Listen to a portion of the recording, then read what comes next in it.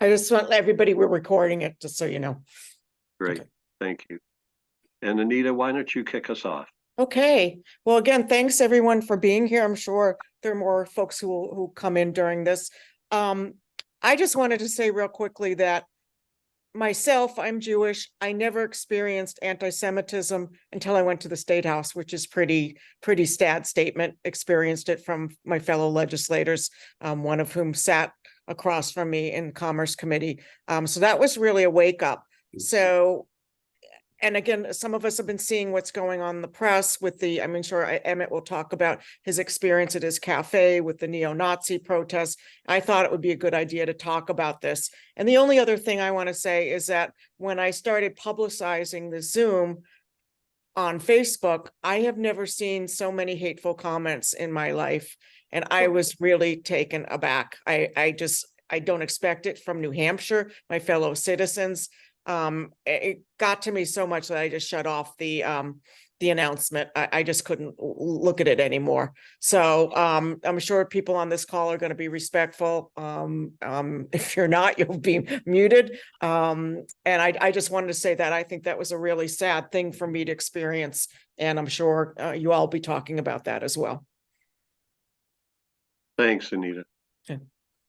And so introductions, and I get to go first, and I'm essentially going to moderate, but want to tell you about my journey. And I think I've always been an activist since coming out.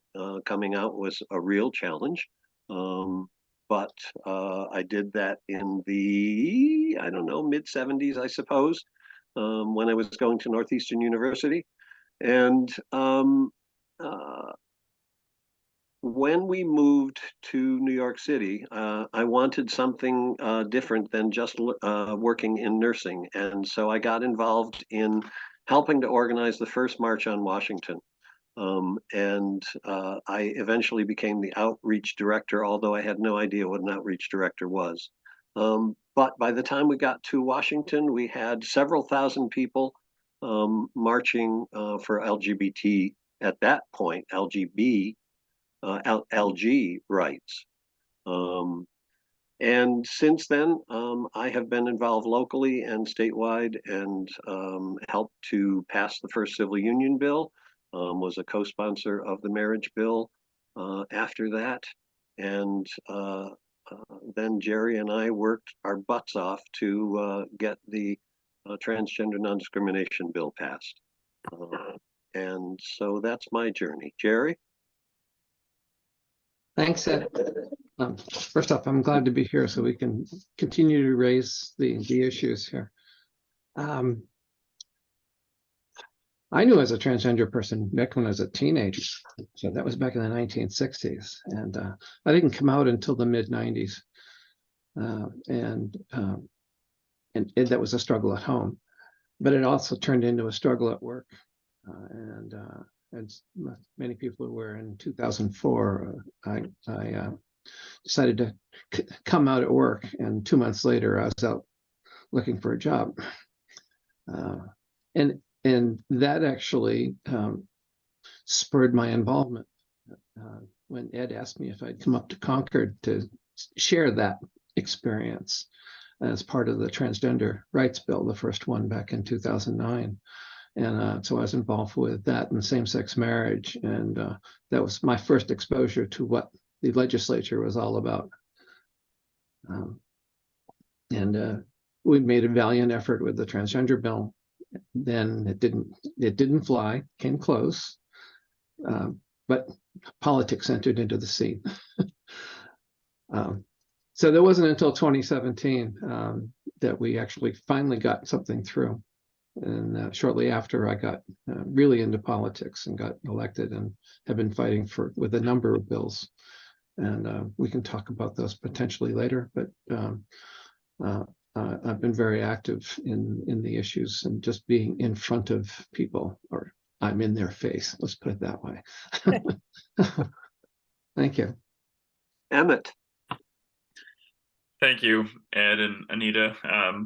I'm Emmett Soldati. I'm also, along with Geri, based in Somersworth. Was born and raised here, grew up here, and actually did feel, though it's a sort of small community, a good sense of belonging, which is why I actually came back after college to sort of plant my own flag. And some of you may know I started a business called Teetotaler, which is a cafe company. And we opened a cafe, a Teetotaler, in Concord last year.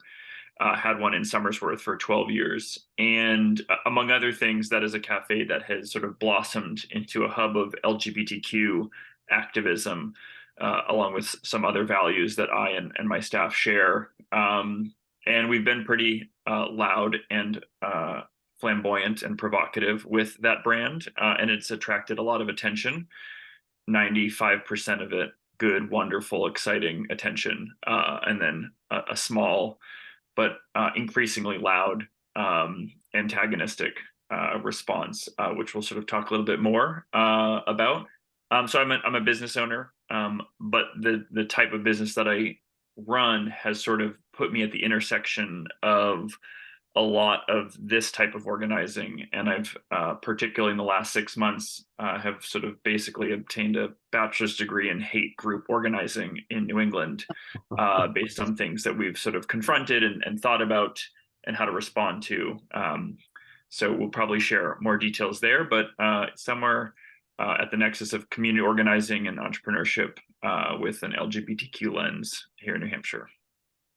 Excellent. I don't know what you're talking about that you are loud with this business, but painting the front of the store pink in Concord may be part of that. It's all it takes. David? I am David Paige. I'm a first-term rep from Conway. Before I introduce myself, I want to tell a quick story about Anita and a quick story related to Ed Butler as a thank you. So when I was running for state rep, Anita and I were both at a campaign event where we were speaking. And while I was speaking, there were two women in the back who were basically snickering while I was talking about the way I built my family and sort of the lessons I learned from that. And Anita came up after me and she just tore into them. She was like, "You don't do that. This is teenager behavior. What the heck are you doing, you grown women?" So I just want to say thank you to Anita for her allyship. That was a wonderful moment, and a wonderful moment as feeling like we were on a team. And that's how I've always felt in the State House, having this caucus with me. And then related to Ed, aside from the fact that Ed called me and convinced me to run, I want to say that the night I won, Damon Steer from the paper called me up. And he said to me, the thing he said to me is, "How does it feel to be the first LGBT person to represent Conway?" And I got to say, "What the hell are you talking about? Ed represented us in our floterial for years." And so I just want to say how wonderful it is to not have to be the first at something, and how I have been able to, that was never had to be my story. And I want to thank Ed for kind of being there before me. It has made my path a lot easier. So thank you to Ed for that. My own experience, I came out as a 14-year-old. I was the only gay person in my high school, the only out gay person in my high school the entire time I was there. I was extremely fortunate in that I had a very supportive, affirming family, which was absolutely the difference for me. But it was certainly a lonely and isolating place to be as a teenager. When I was also very lucky in that I met the love of my life when I was 18. So my husband, William, and I have been together for more than 20 years. We built our life together. We're raising 2 kids together. And sort of my first, when did we get political about being gay is kind of a tough question, because you're kind of forced to be political about being gay just because of who you are, right? Like, you come out at 14 and it's political right away. I would say the first time I got involved in organizing in any way was I lived in California for 6 years, which is where my husband is from. He dragged me out there for a while, and then I dragged him back here. And we were there during the fight for marriage equality when Prop 8 passed, which barred future marriages. So that's really when I started to get serious about being more organized. And then I would say the next place where I really started getting involved was at a point in time. I was elected division president of the American Library Association. That happened at a moment when we were seeing a real acceleration in the frequency of book banning around the country. And this is an issue that's not just an LGBT issue. This is really a First Amendment rights issue, but it primarily impacts LGBT people, people of color, Black people especially. About 3/4 of the books censored are either by or about LGBT people or by or about Black people. And so while I was in this role, I had to get really involved because we were seeing this. It wasn't really here yet, but it was happening in Texas and Florida. So we started working a lot, doing board trainings, helping folks understand how to implement effective policies and procedures, helping people to ensure we were protecting really kids, right? We're protecting our LGBT kids, our children of color, making sure they have equal access to materials. And that, again, a few years ago was a place where I started getting really involved and where I continue to be involved. I guess that's my story. Thank you. Alissandra. Hi, everyone. I'm Alissandra. I'm also a first-term state rep from Manchester, and I use they, them pronouns. I identify as trans, non-binary, and also as pansexual.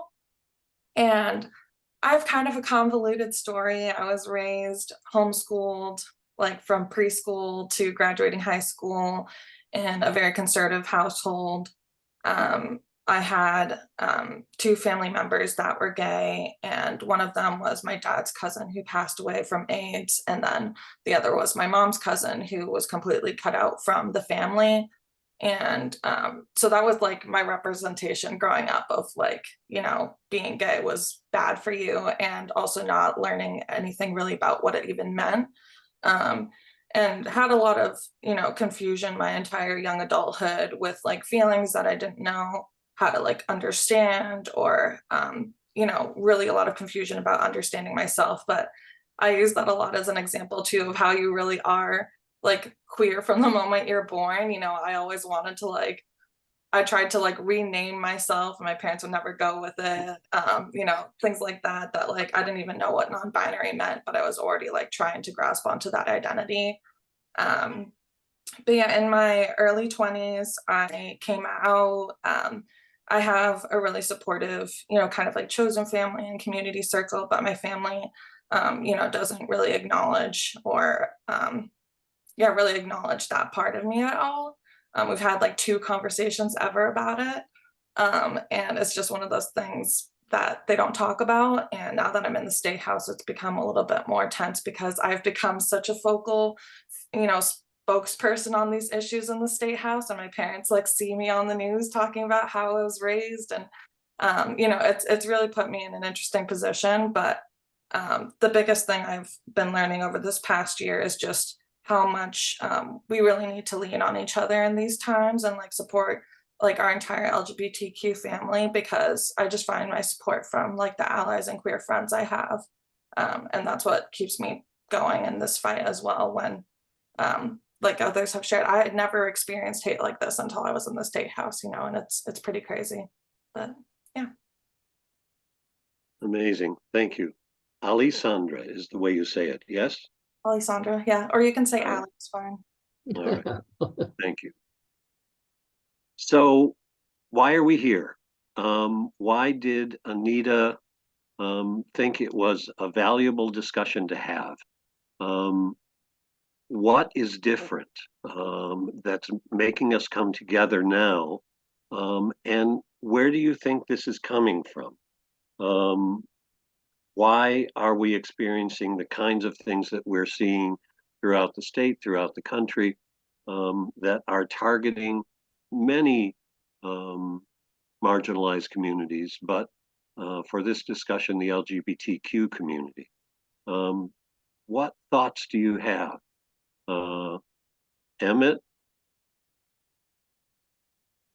Yeah, that's a lot to address. I think I will probably speak mostly from the perspective of, sort of outside of politics in a big way, sort of being on the ground level as a business that works with communities and sells something and sells a product, but also sort of sells values and an idea. But maybe just to point out, because I think there is sort of this sense that I think a lot of people have that something feels a little different in the last couple of years. We know that white supremacy is not new in this state or this country, that homophobia and transphobia is not new, but there seems to be a sort of different flavor and intensity to what we're experiencing. It's worth pointing out that bill, Ed, that you and Geri worked on, the anti-discrimination bill, was passed a few years ago in a Republican-controlled chamber with a Republican governor. And for those of you that are serving in this state house now, it would just sort of feel unthinkable to get anything like that, let alone the barrage of anti-trans, anti-gay bills that are being put forward. And so there is something different in sort of the well water of the political movement and what particularly the Republican Party sees as currency as a ways of advancing and gaining power. And I imagine some of the elected representatives can speak to that. Just to sort of center my experience, as I mentioned, I own a cafe. I've owned several. One of them was in Somersworth, which is our smallest city down on the seacoast. And I can remember 6 years ago starting a big drag show series. And it was probably our most popular event that we would put on in sort of otherwise sleepy, purple Somersworth, New Hampshire. And that included a lot. We're a dry establishment. It's part of our mission. And so it included a lot of young people, high school age, college age, because we didn't serve alcohol. And we somehow got by without any incident, any challenge, any sort of affront to what we were doing. Once in a while, because we're active on social media, we would see people, and maybe they're far afield or not from our community, sort of troll a little bit. But by and large, we were this type of programming was celebrated. It was desired, and it was not targeted in any way. Only in the last 2 years, and in particular, I think having a space in Concord, but also even our spot in Somersworth faced this. In the last 2 years, we did receive threats and harassment from several hate groups. You're probably familiar with a handful of the names, but the Proud Boys you might have learned about during the Trump administration.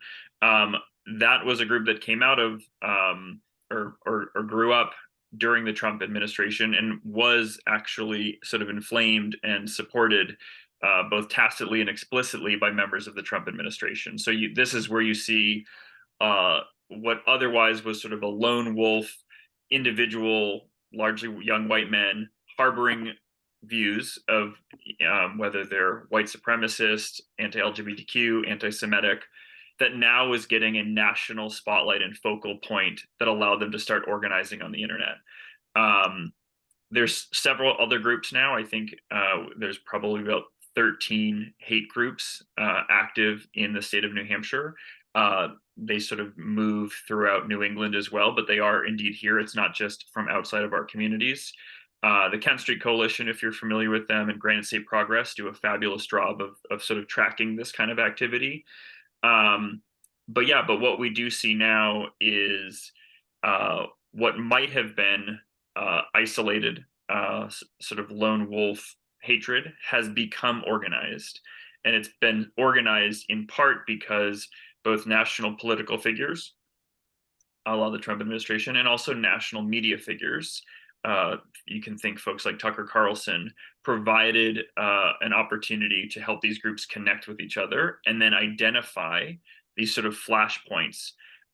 We've seen the big one, obviously, is the trans, any sort of trans related item on whether it's bathrooms or sports or books that they're reading. The language that we now hear that people lobby at us when we're hosting a drag story hour, we had never heard 6 years ago, never came across our radar. Some people might have had a problem with it. Some people might have had an issue. Some people might have been concerned. It's now clear that people are getting a stream of information that still is uninformed. They've never come to see a show or an event that is all ages, but it now has a currency to them. And I, the political winds have sort of shown like, oh, if they can sort of identify this and target it, and then it sensationalizes it. The number one thing that we've seen at the cafe, or that I would sort of ascribe to the behavior of those that are harassing us, is they're looking for clout. They're looking for an opportunity to gain attention, and they're looking for opportunities to then have a moment of getting featured on Twitter or on the internet, and that allows them to do more recruiting. So there is a savvy way with which some of these hate groups are organizing and targeting issues that, by and large, most people in the state of New Hampshire haven't been to a drag story hour. So it's easy for these people to go on the airwaves and describe, in sort of stark and horrific terms what happens at a drag story hour, because they know that the vast majority of people that are listening will never actually interact or engage. And that can sort of, kind of incite fear in people. So, for me, I think, and we'll probably talk more about this, I just think that we need to just do more programming and reach more people and be in more communities, out there, so that no one has an excuse to say they don't know what all this fun is about. But I'll sort of stop there. That's sort of what I've seen from my vantage point in terms of why now and what's changing. Thank you, Emmett. That was a really good primer. Keith Thompson has put in the chat a link to a report that Emmett said 13 hate groups. This report says 15. You may want to take a look at that. Al, do you have thoughts about why this is happening now? I think part of this is also like the hopeful part of me looks at this as like, that final like kind of death cry of this movement, because they're so infuriated by seeing the normalization of LGBTQ people in society. And I think, they're using the fact that, as someone who like really wished I had, LGBTQ people in my life as a younger person, it's hard to see them. I think a lot of us grew up and then we're like, we're going to be that person for, young adults in our life. And then they turn around and turn that into, accusations of grooming and stuff. And I think that's kind of like their way of like sensationalizing, really what's just us, making sure people know that, LGBTQ people exist. And if you feel these certain feelings, you're not like strange or weird, nothing's wrong with you, and making sure kids like have access to that knowledge. And yeah, so I think they're basically using that as a way to push back against this normalization of our people amongst, especially younger generations. Gen Z and millennials especially have become so much more opening and welcoming and inclusive with those kinds of things. And I was someone who, even though I grew up on the internet at a completely different age, I did learn what I learned through these online communities, through like Tumblr and stuff. So it's really not surprising to me that there's so much action against TikTok, online communities, any kind of support networks that are online and outside of parental control, essentially. Thank you. And Geri, your thoughts on this this piece of the discussion? I got really frightened when some business people, some religious related business people in organizations that threw money together to put an all-out effort to promote new laws, new statutes, to send out draft legislation to be worked on in many of our states, including New Hampshire. the past year is an example of that. A lot of the legislation we've been fighting against didn't originate in New Hampshire. It originated somewhere out in places like Utah, and from organizations like the Alliance Defending Freedom, or the Family Research Council, which we're aware of, Liberty Council, and American Principles Project. These organizations have big money behind them, and they're focused on getting rid of LGBT people, as far as I can tell. It's wiping it clean from the information that people read, or especially kids or teenagers. They're trying to take that stuff off the shelf.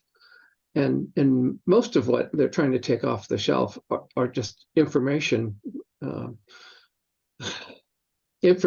books, things that I had wished I'd had as a child, as a teenager, to try and figure out why I was the way I was back in the 1960s.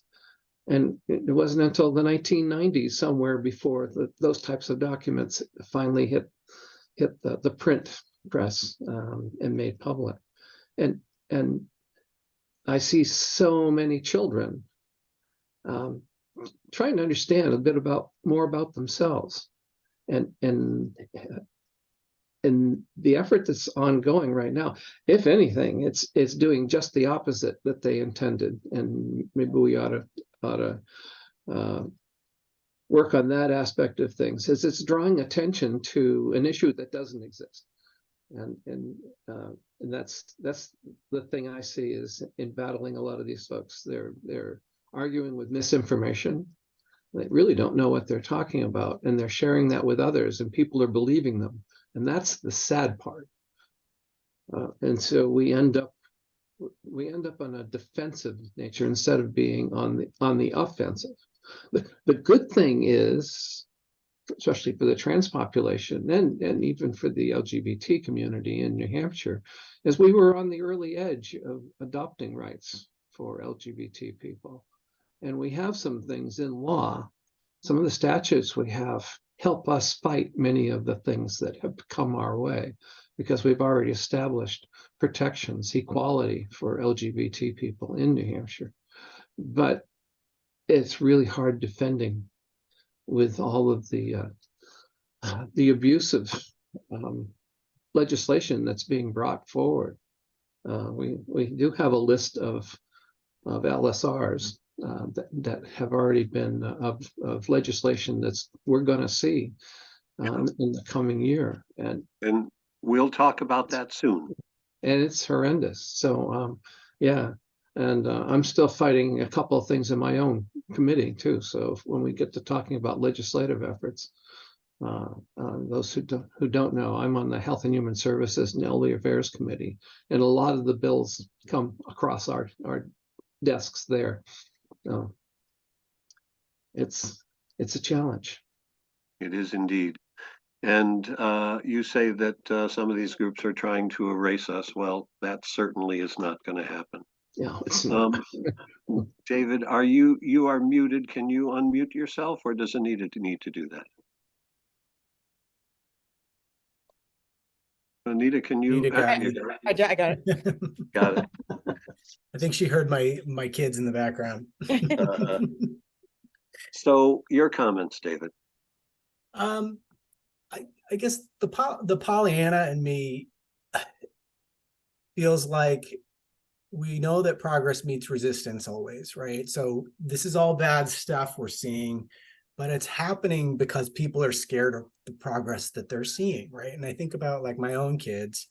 I'm 99% sure both of my kids are cis and straight, but like they've both been in preschool with a trans child already, right? Like in their school, there was a third grader who came out as a lesbian. And like, in my mind, as someone who experienced knowing this as a child, even though I didn't quite know how to articulate it at that age, right? Like, to me, this is an amazing progress, right? That a child who's like 10 years old is in an affirming environment, understands who they are, understands that they have a crush, it's totally developmentally normal, and is able to articulate that, right? But this progress is scary for people, right? And so of course we're meeting resistance. So I try to look on the bright side of like, we are facing this because we continue to come so far, right? Like we've made so much progress. So I try to focus on that and understand why it might be scary for other people and how we can help them through that. Some people are just full of hate, but a lot of the people I talk to aren't. Like they just need the conversation, right? And so I try to stay there where I can. And I think the other, Emmett touched on this, but I think it's important to emphasize is I think most people have good hearts and are operating in good faith and just need time and those conversations. But there are some people out there who are very organized on the other side of this, right? Like, I don't know if you've ever looked at any of the Moms for Liberty documents. Like it's like a hymnal, it's a playbook. And you go into school board meetings and they're reading from it. You go into your library board meetings and they're reading from it. And, I think we need to understand just how organized they are, because we need to be that organized. I feel like we have stopped, we're playing defense too much, and we've stopped proactively telling our story. And I think we need to be coming to the table with that story of progress, that proactive story. And I think that's what needs to come next, in my opinion. Yeah. Excellent. So before we go on to talking about the bills that are coming across your desks, or that we are working for or against in this past cycle and in the coming cycle, I just wonder, so for me, in my community, Les, my husband of 46 years, and well, we haven't been married for 46 years, but we've been around together for 46 years. And I do not experience this backlash in our daily lives. We had, as you know, I'm an innkeeper, and we serve dinner a few nights a week, and we had 4 people sitting at the center table in front of the fireplace earlier this week, and one of the gentlemen said, and are you the innkeeper? And I said, yes, and Les is as well. And he said, oh, your brother. And I said, no, oh, my husband. And just being able to say those words, and to not feel defensive about it, is incredible. And it's a way that we are integrating into the community on a daily and every interaction sometimes basis. How is this threat and backlash affecting or not affecting you in your daily lives? Geri? It's good that you mentioned that. I found being in Somersworth is great. Because I've been out and open about who I am in Somersworth, and it doesn't seem to faze anybody, as far as I can tell. I do know that 6 years ago, when I ran for school board, I did receive a death threat, and that was I became a gun owner. Have I had to do anything with it? Nothing. It's in my house, but I do let people know. It says that my dogs don't scare them away. I'll introduce them to my friends Smith and Wesson, and I haven't had a problem. So, but I've been running my own business, and so everyone I'd worked for has had no problem with me, and my church has no difficulty. In fact, encourages me to be who I am. I took a job with Community Action Partnership. That business was so diverse. It was so wonderful to work there. And the people that met me didn't bat an eyelash that I was a trans person. They just knew that I knew what I was doing. I did leave them. The stress got to me just from how much I had to do. I went over to Home Depot. Oh my God, the diversity in the Somersworth Home Depot is wonderful, and it's a playground in many ways. They welcomed me with open arms, and And so I don't see any discrimination there. Even with the customers that come into Home Depot, they come in and they get to know me and they know that I have knowledge to share with them. And so that's fantastic. So a lot of what I'm fighting for in Concord and to protect, the general public is taking care of us. So they recognize that we are good people and that we're part of the community, active and doing what we do. So I think there's a disconnect between legislative efforts and the real public. Got it. So Got it. Thank you. David? Yeah, I mean, I think I'm lucky to live, I think, in a very supportive community. I mean, Ed, you know what the Valley is like. And I don't face I don't feel I face discrimination day to day. Certainly not like when I was a teenager. We've made a tremendous amount of progress.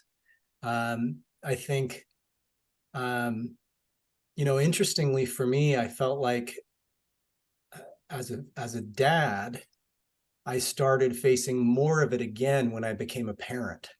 And that was an interesting discovery for me. I felt like, you know, as a as a coupled person, an adult, there were people who felt, yeah, do your thing, be yourself, but they felt very uncomfortable with me raising kids, right? So I think that's an interesting thing I've experienced, is almost sort of leaving a space where I felt more tolerance into more intolerance in building a family. But day to day, it's not a huge part of my life. It's not something I have to think about a lot. So yeah. Yep. And Al? I mean, I definitely have experienced, you know, discrimination in my life, but I think, like David said too, it was more like when I first came out, and I think I used to be a little bit more like butch presenting or whatever. I had a shaved head when I first came out and stuff like that.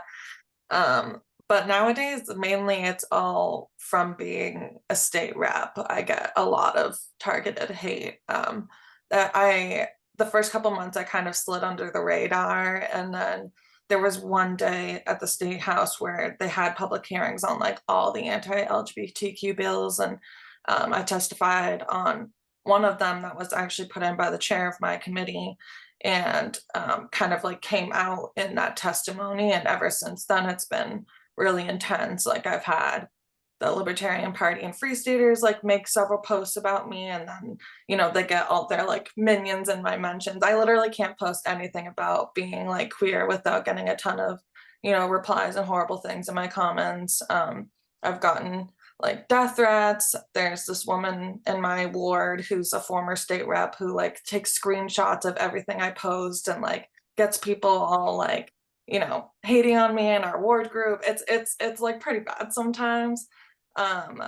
And I mean, my biggest lesson is just like, I try to like stay off social media, but I also like hate the idea that they can like push me out of a space with their behavior. So, you know, it's a balance. Yeah, Victoria Sullivan, my number one hater. Yeah,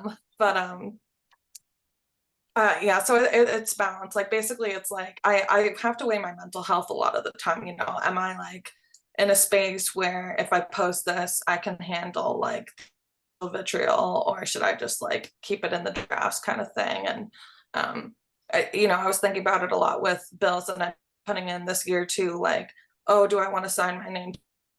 Have them like say XYZ about me in the news? It's just been very like targeted. But yeah, in my everyday life, like both my jobs, I have queer and trans coworkers, and I'm surrounded by friends that are also like queer and trans. So in my everyday life, like most of my experiences are positive. It's just, you know, it's just the political stuff, really. And you have a good supportive community around you? Yeah. Good, good. And Emmett, what do you think about this particular question? Well, I certainly, one thing I really like about this sort of panel here is it's very intergenerational. And I think it is important to understand where we've come from. I mean, I can remember, I'm in my mid-30s, so I remember being in high school, which would be 20 years ago, and one of my friends who was very politically active would always claim that this is the year America legalizes cannabis. And so it's kind of wild to think we still haven't gotten that, but there has been a lot of progress, sort of unthinkable progress then around, first civil unions and then marriage. And I think what that has done is it has really created, it sort of just paved the way for, and David sort of spoke to this, like it paved the way for a lot of folks to just actually step into spaces and not even need to feel, Ed, like you were saying, some sort of shame or defensiveness about it, because that work actually already kind of happened. I think in some ways it happened so fast that we are seeing pockets of people that were isolated and weren't really brought along that journey of acceptance that were able to be swept up in a much more sort of divergent route. And I will say, and this is sort of speaks to what Ali said, like certainly putting yourself in, I love being in New Hampshire, and I love my community and the communities that I have business in, and really feel like I belong and am accepted. And there is hate and there are threats and so forth. And in some days I'm like, this pales into comparison what people were saying when I was in high school, and what felt much more normal at that time. That said, like Ali, like if you put yourself in a position of owning a business or being an elected official, you do become a focal point. And so you just sort of, and Ali does such a good job, especially talking up on the news and being such an unrelenting advocate, that it's, unfortunate that they get that target, because we do need that voice. I would say maybe having had my business as pink and loud for the 13 years, people have left me alone, by and large. I mean, yes, we have some incidences with events, but for the most part, I think people gave up on trying to, they just sort of self-select and say, I'm too far gone, I guess. So I've actually, in sort of the flip side of that is by raising a flag, proverbially or literally, it has drawn out such an immense amount of support and allies and friends that growing up in New Hampshire, I thought literally did not exist. I believed the myth of New Hampshire, that is, it's provincial, it's conservative, it's sleepy. And by being someone that sort of stepped out and organized and had events and had a space, it drew people in that taught me that there are far more of us, even if on most days we're quiet or not on Twitter or not active or organizing, far more of us. And that continues to make me feel safe, even in moments of very intense intimidation. Thank you. Let's move on to what's happening in Concord and what the reality of support or challenges to what we have accomplished, the things that we're facing. Geri and David and Ali, you are all seeing this stuff come across your screens, and there are LSRs now that are in. LSR means a legislative service request, and that is the beginning of creating a bill. They are not fully formed yet, or most of them are not fully formed yet, but they give you a sense of what is coming. Who wants to, David, would you start that? Sure. Yeah, well, I think what's clear is there's a lot of, as we probably could have predicted, a lot of anti-trans legislation coming our way, particularly about parents making decisions for their minor trans children. But there's some other interesting things that I think we're going to see. I'm always looking for, education legislation and library-related legislation, because that's where my professional background is. And we've got some interesting things coming down the pike. We've got a couple different bills related to obscene materials, which we saw this year, which on the one hand, it sounds like one thing, but it really does something different, right? And we'll have to see what the final language on those bills looks like. There's a bill coming down the pike related to creating liability for publishers of material that's deemed harmful to minors. This is, again, I can't remember who mentioned sort of the bill factories that are out there. This is a bill that we're seeing in many states. And so, if assuming it's what I think it is, again, this is designed to have a chilling effect, right? Where we're going to not have any materials that, we think could possibly, offend in our schools' collections or in their instructional materials. There's another one coming down the pike regarding what I assume the bill will do is require that schools show their patron records of their children to parents, which could be potentially damaging. Again, we'll have to see what the final bill looks like. What does that mean, patron records?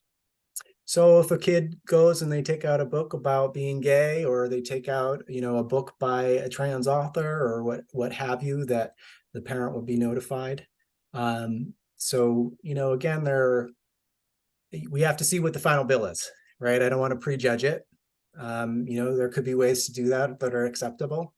So we'll just have to see. But, I think I'm anticipating a lot of adverse legislation in the education space around LGBT kids. And we've got some good stuff coming too. I know Allie's got a bill that I'm interested in hearing more about. I'm doing some library legislation that I'm excited about. So excellent, good. Geri, tell us what you see happening. Well, there's a few bills that we retained in committee this past year that were immediate attention on. Two were my bills. One is that the age-old try and allow transgender people born in the state of New Hampshire to make it easier for them to change the gender marker in their birth certificate and make that an easier process, because currently it requires going in front of a justice and getting them to change it. And so this is the 5th year. Actually, we're going to be into our 6th year of trying to get this bill passed. And I actually think I may have some support from a couple of the Republicans in my party to make that happen. And in my committee, so we shall see. So that process is still underway. There's a glimmer of hope that I might be able to get it through. Another one was a bill that we took the idea from the far left as far as generating a bill that was populated to other states. And in California, they put in a sanctuary state bill for transgender people and their families to come to those states to get their health care and to live there, hopefully, in any care they got would not be shared back to the state from which they came from, so that information could not be used by the courts in the state that they'd previously lived at in a court situation. So that bill, as I introduced it, got held, so retained. And in working on that, I may actually even expand that bill to include anyone who comes to our state for medical treatments or care. That information will stay here in New Hampshire. In other words, sort of like the Las Vegas thing, whatever happens in New Hampshire stays in New Hampshire, which this is a good thing because it could even protect people that come here for abortion care in addition to trans care. And this would be a more general bill. And I actually have some people that might sign up for it because it protects our medical professionals. And that's a key thing about this bill. It's really protecting them. And I'm going to use that as my focal point, is we need protection for our own medical personnel. So we want to have some time for Q&A as well. So So it's, I would say we're gonna go till about 8:15, maybe 8:20. Yeah. And Geri, can you talk a little bit about other bills that you have seen that are coming in and LSRs relative to challenges to the trans community? Well, the one last thing I want to mention is we still have House Bill 619, which was a blocking transition of kids in school, and that's retained in my committee as well. I'm a co-chair on that team that's looking at it, and I do have some Republicans in my committee that are going to be proposing some drastic cuts to that particular bill because they have expressed their concern that it went too far. So I will be working on that committee, and hopefully we will kill it before it ever gets back to the legislature. Good. There are there's some simple things that have been promoted in some of these LSRs that are just stupid and people don't understand it. There are LSRs that are focused on the use of nicknames. And you know, one of them's use of children's names and pronouns by public school employees. It's like there's a whole bunch of these things to limit the use of. Well, Joseph can't be called Joseph. You know, you can't call him Joe. The parent has to actually approve that that kid can be called Joe. Hello, and Robert can't be called Bob. And there's a whole bunch of these silly laws, and we've already seen some of those laws have gone into place in other states, and there is a lot of pushback that it's ridiculous. So the big things are a misunderstanding on how transgender kids, what they can get for procedures and not. Genitalia surgery is something that happens after a child turns 18. It's elective surgery. They have to be an adult to decide that they can do it, unless there's a specific medical condition that requires it. And there's legislation in here to ban the surgeries. That's insignificant because the law already doesn't allow them to get the surgeries until they're 18 and they are an adult. So there's a couple of different pieces of legislation on that. So I think most of we're going to have to do education, and I'm thinking about doing some proactive articles on what is real and what isn't. Good, good. And Alissandra, what do you see coming down the pike? Sorry, I'm just going to shut off my video because my service is being a little bit in and out. But I'll talk about, the bill I'm introducing that David mentioned would require mandatory reporting of hate crimes from police departments to the AG's Office of Civil Rights within 72 hours. I did like a lot of research with different police stations trying to figure out their protocols on this, and a lot of them don't have any.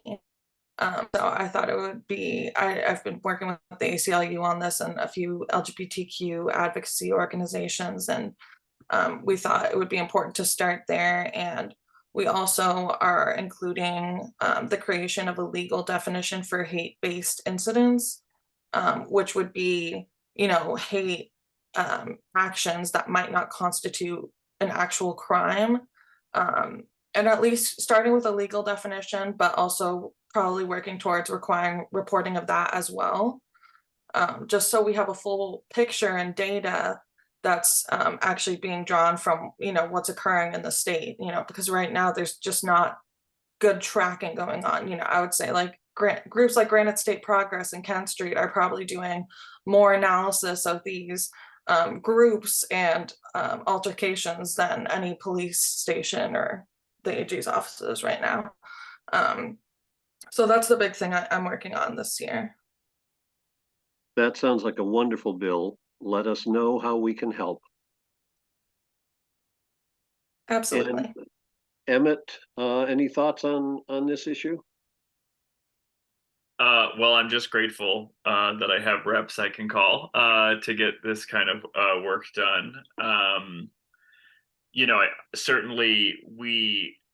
sort of see my role in this space at the moment really trying to be that community support, so that if there is a bill that needs fighting or needs supporting, you know, there's a lot, as you all know, there's a lot that goes into getting bills through, and there's a lot of committees, and it's a lot of meetings, and it's a lot of paperwork, and it's a lot of translation. And there are some great organizations and LGBTQ organizations that try to do some of that framing and that translation, so that the public can very quickly understand something that's happening. They can know how to take action. And so I like to work with the reps and those organizations to just sort of be a sort of another venue and vessel to do that, to help galvanize folks in the community. That, you know, a lot of folks come in our doors that are coming there because they like that our business speaks to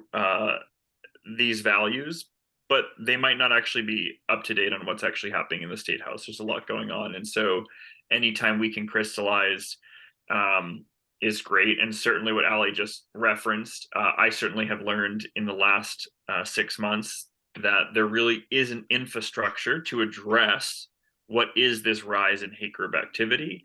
And there's a lot of mixed opinions around how we believe public safety and police should or should not be responding to it, and the inadequacies. But certainly one of them is that there just isn't a coordinated thought process of how to respond. And one of those things is tracking that, like, incidences could happen up in Lancaster and then down in Concord, and if it just looks like some unrelated activity, the dots will never get connected. But if you attach hate to it and then recognize it was a similar group organizing or using similar language or targeting a similar type of entity or person or business, suddenly the picture becomes clear that there is organizing happening. And it may not rise, as Ali rightfully said, it may not rise to the level of a crime, but it could rise to the level of a crime. And, you know, if that police force suddenly doesn't know what the history is behind it, it's harder to identify accomplices, who else is organizing, and so forth. So I think one thing I'm seeing on the sort of this side of the State House, the sort of civilian side, is a lot of our municipal governments and the state government is kind of like learning in real time how to address the rise in hate. And I'll be honest, nobody has a good answer on what to do. And that might be your next question, Ed. And I think a lot of the community groups are actually, as Ali said, are leading on this and sort of outpacing. Because I think sometimes an incident happens in your town and you're like, well, we think all our neighbors are upset about it, but we don't actually know what to do, or city officials or select board members don't know what they should or shouldn't say. They're worried about, is this free speech? So I think we're having a lot of these conversations and need to be having a lot more, so that we do have sort of a response that isn't kind of too late and all over the place. Thank you. And one of the newer organizations which has entered this space and challenge is 603 Equality, which is working to become the statewide LGBTQ organization, currently focused primarily on bills and legislation, but hoping to expand to provide a variety of support for our queer community. Questions. If you have questions, could you raise your hand or write something in the chat? There was, Go ahead.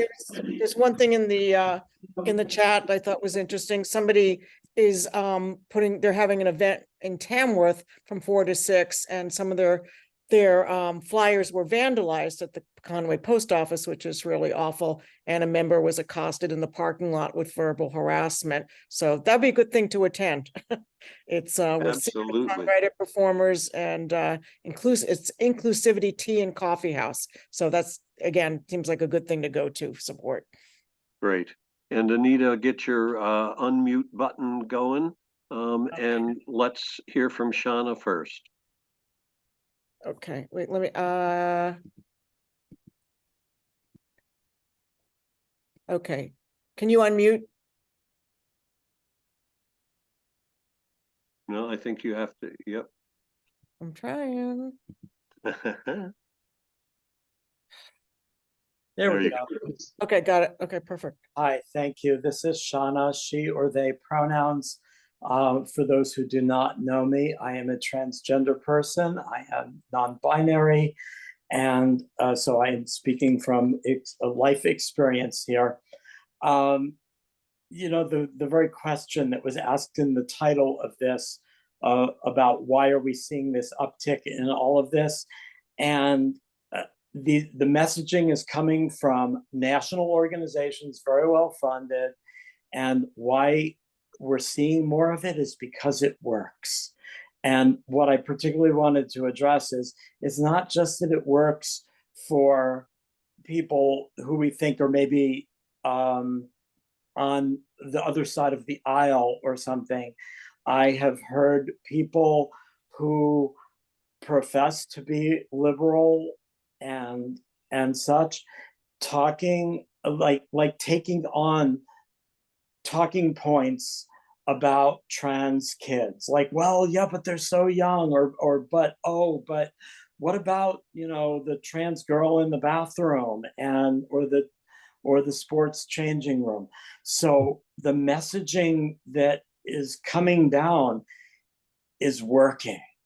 And I think this is really important for us to know. It's not just like, oh, it's getting people who are, you know, Republican or moderate or something. I hear swayed opinions from people who are Democrats or professing liberal politics. The other thing I wanted to mention was Geri mentioned in her in the bill 619 about surgeries. And I think an important thing to bring up when Geri, you said that these surgeries cannot be performed on anybody under 18 because they're elective, except for intersex kids are being operated on without their consent, and so some of these same surgeries are legal for kids because a doctor was uncomfortable with that person's non-physical conformity to the gender, to the sex that they think that the doctor thinks that they are. And finally, I just wanted to say, I really appreciate you having this conversation tonight because it helps a person like me. I'm privileged as in that I am white. I am also Jewish and I am trans. And the toll that it takes on one hearing this stuff day by day is significant. And I appreciated Alissandra talked a little bit about that.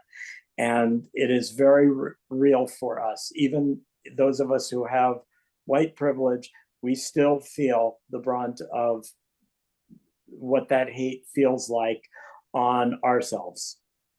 Thank you very much. Thank you, Shauna. Any thoughts to comment on what Shauna said? I just want to mention to people, if you get a chance, look up Jon Stewart's interview with the Attorney General of Arkansas, who was arguing against treatment for young transgender kids. He eviscerates her, and she came across looking like a total fool. It's well worth the watch. So I just wanted to mention that before we go on to the next question. And I think that's Deborah. Deborah has her hand up. So Yeah, good. Unmute. Ask you to unmute. Hi, Deborah Apramola. Apramala. Apramola. Yeah, I'm married to an Italian guy.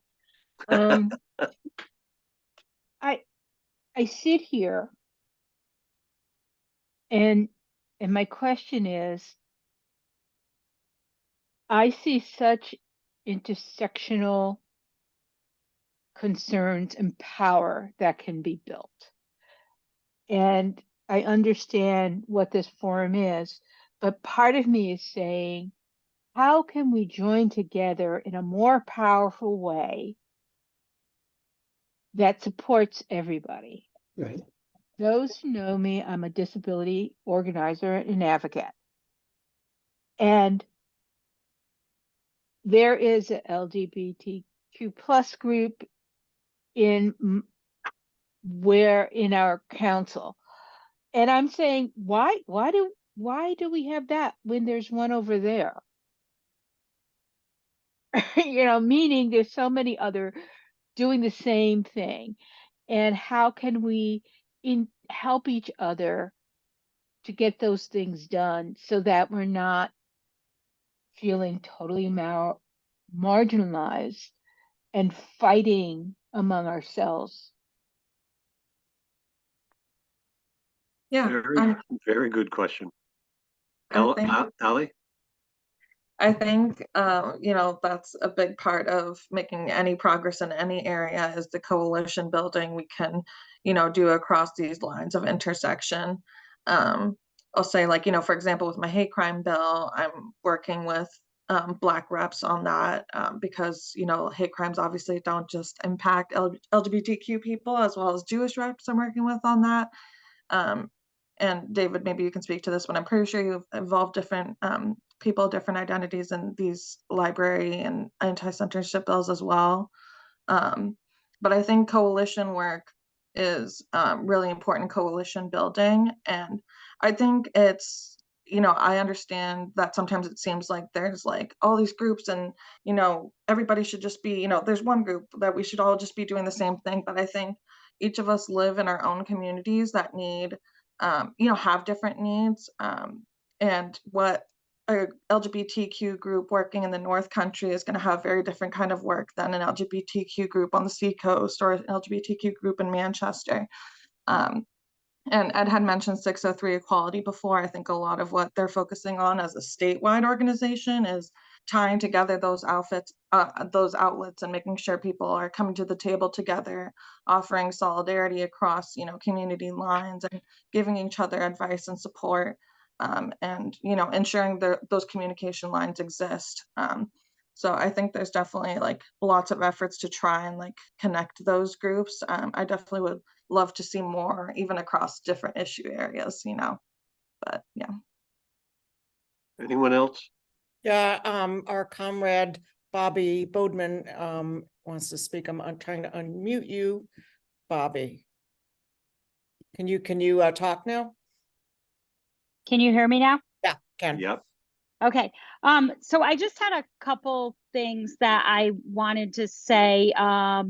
One is we have gender affirming surgeries, and in our country, we support it. Nobody's lashing out at the 3,200 girls who in 2020 received breast implants to reaffirm their gender to have larger breasts. So we do have gender affirming care, and we need to get honest about it. And honestly, I will say, as a feminist, I think if we're going to talk about gender care and we're going to talk about harming girls, why are we allowing so many girls to feel inferior with their own bodies and need breast implants? So when you talk about gender affirming care, we have to talk about cisgender affirming care in our society. That said, I want to talk about a few things in New Hampshire that I think in our legislature we're missing the boat on. One is, I know federally we have a few non-discrimination laws, but still in credit and lending, we are not getting this right. We don't have one RSA and we don't have one law that tells a bank, a credit union, or anyone else they cannot discriminate against our LGBTQ community. And it needs to be a focus, I think, moving forward, because we do have a lot of discrimination in our housing market. And one of our groups, and I know Alissandra, who has zoning ordinances, and I know that David is doing property taxes and short-term rentals in this coming section, and how deep our LGBTQ representatives are, that they're not there just representing gender issues. They're representing all issues. But we really need to, I mean, in my opinion, just convey that better, that our representatives are not purely about gender when they're in the LGBTQ plus community, that they're there for all of us. And I think that is something that maybe we're not so good at showing our representation, because WMUR is only going to pick Alissandra up when she's doing an LGBTQ plus issue. They're not going to pick her up and talk to her when she's talking about zoning or the northern border in her LSRs that she's proposed. So I think we have to get better about that. And the other thing that I want to push is that I have received 2 jury notices in the last 2 months, and I've had to go on and fill them out. And I've had to say I'm male or female. And our jury service is discriminatory, our documentation. And I think it's time that when we are called for jury duty, that we need to make sure that we have other options on that form leading forward for our citizens of this state. Thank you. Thanks, Bobby. Thoughts? So we don't have any more hands up. Anita, do you have any closing comments? The only thing I want to say is that David noticed that on the bright side, there are so many steps we have taken in the right direction for inclusion. And we are much more a part of our communities and more visible than we ever have been. And at the same time, I want to acknowledge that the challenges that marginalized communities face have been happening over not just decades, but centuries. And that it is likely something we're going to have to fight for as long as we are alive. And we need to stay together, work together, and not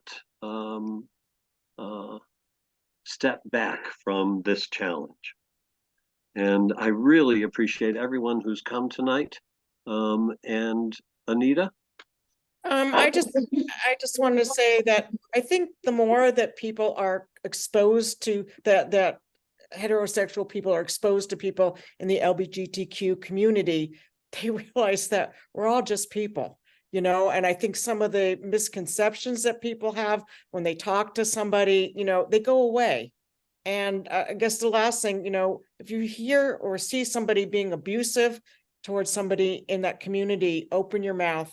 You know, I did without knowing I was going to do it. David mentioned that. It just infuriated me. So, you know, open your mouth and say something. And sometimes it works. And you noted at the beginning, Anita, that there were 70 some people who signed up. I know that some Zooms that I sign up for, but I can't get to, are recorded, and this has been. So is it possible for some people to reach out and to ask for a copy? Absolutely. Once it gets transcribed and is on the cloud, which will be long after I'm asleep, it will be available. Excellent. Thank you so much tonight. Thanks everybody for participating. Thank you.